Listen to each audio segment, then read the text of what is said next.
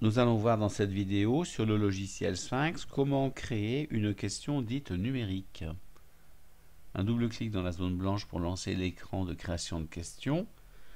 Classiquement, quel est votre âge? La question aura pour variable le mot âge. On dit qu'elle est donc numérique. Alors, ce qui reste à préciser sur une question numérique, à travers les contrôles, c'est la possibilité d'indiquer une valeur minimale ou maximale. Imaginons qu'on interroge ici des adultes et qu'on souhaite interroger une population qui a entre 18 et 98 ans. On valide. Donc voilà, la question numérique est créée.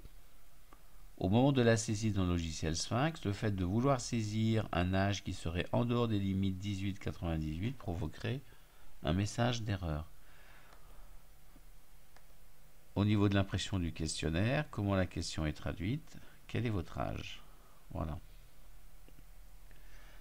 Alors, on constate qu'il n'y a pas la mention que cet âge doit être précisé entre 18 et 98. Si vous voulez le faire, il faut revenir au niveau de la question et dans les contrôles, dans les consignes, l'écrire textuellement.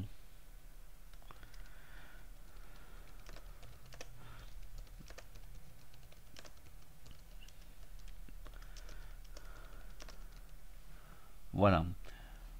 Donc ça, c'est pas spécifique d'ailleurs à une question de type numérique. Le fait d'insérer une consigne particulière peut être fait sur tout type de question. Et on va constater au niveau de l'impression comment cette mention est affichée. La voilà.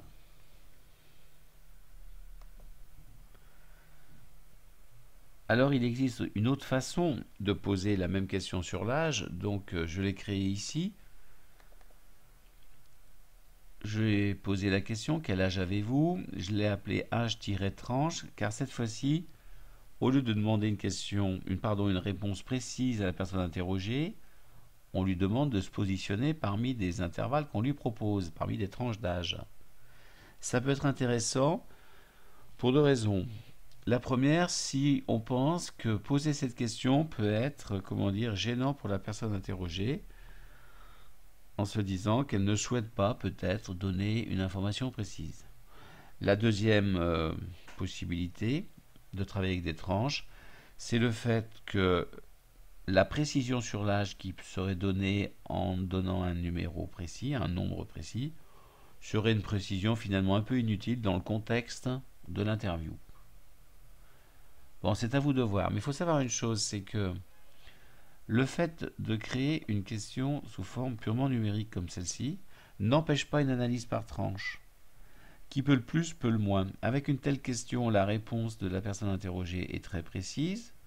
Au moment par contre où on dépouille les questions, le logiciel Sphinx est capable de créer une analyse par tranche en spécifiant, les tranches comme vous le souhaitez vous.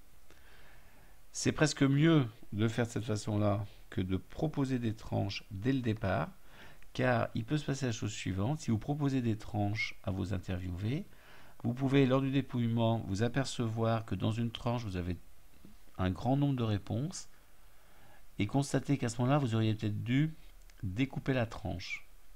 Et le logiciel ne sera plus capable de le faire. Tandis que si vous utilisez une question purement numérique, comme vous avez recueilli une information très précise, vous pourrez créer le nombre de tranches que vous souhaitez en tenant compte des types de réponses que vous avez obtenues. Donc c'est à vous de voir dans le contexte de votre questionnaire. Voilà pour cette vidéo sur les questions numériques.